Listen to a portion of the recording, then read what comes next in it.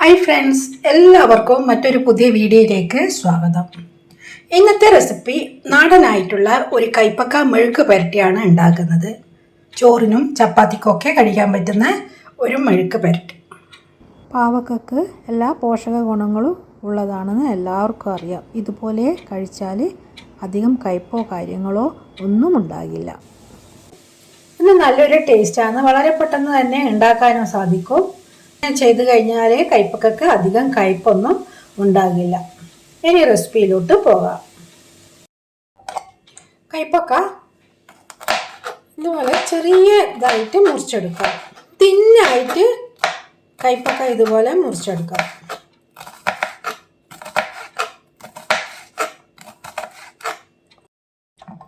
വെളുത്തുള്ളി 4-5 വെളുത്തുള്ളി എടുത്തിട്ടുണ്ട്, അത് ചെറിയ പീസായി മുറിച്ചിട്ടുണ്ട്. അങ്ങനെ തന്നെ ചെറിയൊരു പീസ് ഇഞ്ചി എടുത്തിട്ടുണ്ട്, അതും ചെറുതായി മുറിച്ചിന്. പച്ചമുളക്, പിന്നെ തേങ്ങ കൊത്തെടുത്തിട്ടുണ്ട്, അതും ചെറുതായിട്ട് മുറിച്ചെടുക്കാം.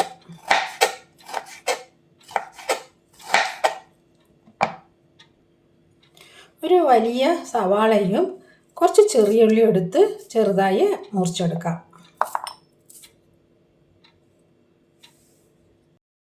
ഒരു പാന് വെച്ച് ഇതിലേക്ക് വെളിച്ചെണ്ണ ഒഴിക്കാം. തേങ്ങാക്കൊത്ത് ഫ്രൈ ചെയ്തിട്ടെടുക്കാം. തേങ്ങാക്കൊത്ത് ഫ്രൈ ആയിട്ടുണ്ട്, ഇതിനി മാറ്റി വെക്കാം. ഇനി അടുത്തത് കൈപ്പക്ക ചെറുതായി അരിഞ്ഞത് ചേർത്ത് നന്നായി വഴറ്റിയെടുക്കാം. നന്നായിട്ട് ഫ്രൈ ചെയ്തിട്ടെടുക്കണം കൈപ്പക്ക. കൈപ്പക്കയിൽ വളരെ കുറച്ച് ഉപ്പ് ചേർത്ത് ഫ്രൈ ചെയ്തിട്ടെടുക്കാം. പാവക്ക നന്നായി ഫ്രൈ ആയി വരുന്നുണ്ട്, കുറച്ചും കൂടി ഫ്രൈ ആവണം. ലൈറ്റ് ഒരു ബ്രൗണിഷ് കളറായി വരുന്നവരെ ഫ്രൈ ചെയ്തിട്ടെടുക്കണം. ഈ മെഴുക്ക് പുരട്ടി പെട്ടെന്നാകും, പക്ഷെങ്കിൽ കൈപ്പക്ക കുറച്ച് ഫ്രൈ ആകാൻ കുറച്ച് ടൈം എടുക്കും. അല്ലാതെ ബാക്കിയുള്ളതൊക്കെ പെട്ടെന്ന് കഴിയും.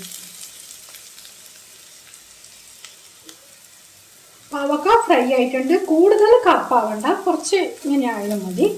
ഇനി ഇത് മാറ്റി വെക്കാം.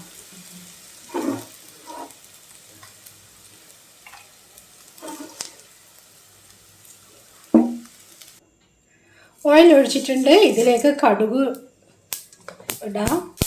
അതുപോലെ വറ്റൽമുളകും ചേർക്കാം.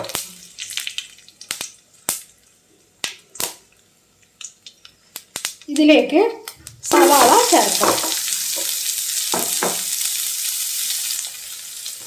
നന്നായി വഴറ്റിയെടുക്കാം.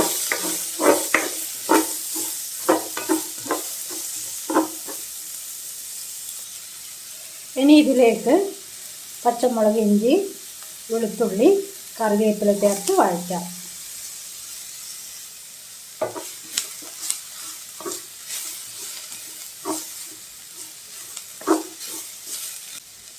ആവശ്യത്തിന് ഉപ്പ് ചേർക്കാം. ഇനി ഇതിലേക്ക് മഞ്ഞൾ പൊടി ചേർക്കാം, പൊടിയും ചേർക്കാം. നന്നായി മണം മാറുന്നത് വരെ വഴറ്റാം. ചെറിയൊരു പീസ് വാളൻ പുളി എടുത്തിട്ടുണ്ടായിരുന്നു, അത് പിഴിഞ്ഞത് ഇതിൽ ചേർക്കാം. ഇനി ഇതിലേക്ക് ചെറിയൊരു പീസ് ശർക്കരയും കൂടി ചേർക്കാം. അത് ആ കയ്പ് എല്ലാം ഒന്ന് ബാലൻസ് ആവാനാണ് ഈ ശർക്കര ചേർക്കുന്നത്. ഇനി ഇതിലേക്ക് ഫ്രൈ ചെയ്ത് വെച്ചിരിക്കുന്ന കൈപ്പക്കയും തേങ്ങാക്കൊത്തും ചേർക്കാം.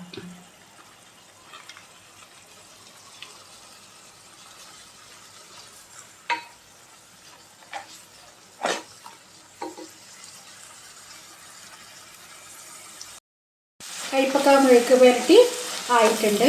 ഇത് ചപ്പാത്തിക്കും ചോറിനും ഒക്കെ കഴിക്കാൻ നല്ല ടേസ്റ്റാണ്.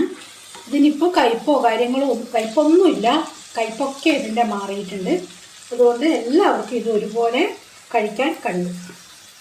ഇതിനി മാറ്റി വെക്കാം. ഈ പാവക്ക മെഴുക്ക് പുരട്ടി ചപ്പാത്തിക്കും ചോറിനൊക്കെ കഴിക്കാൻ കഴിയും. ഇതിന് കയ്പൊന്നും അങ്ങനെയില്ല. ശർക്കരയൊക്കെ ഇട്ടതും പിന്നെ നന്നായി ഫ്രൈ ചെയ്തത് കാരണം ഇതിന് കയ്പൊന്നും ഇല്ല.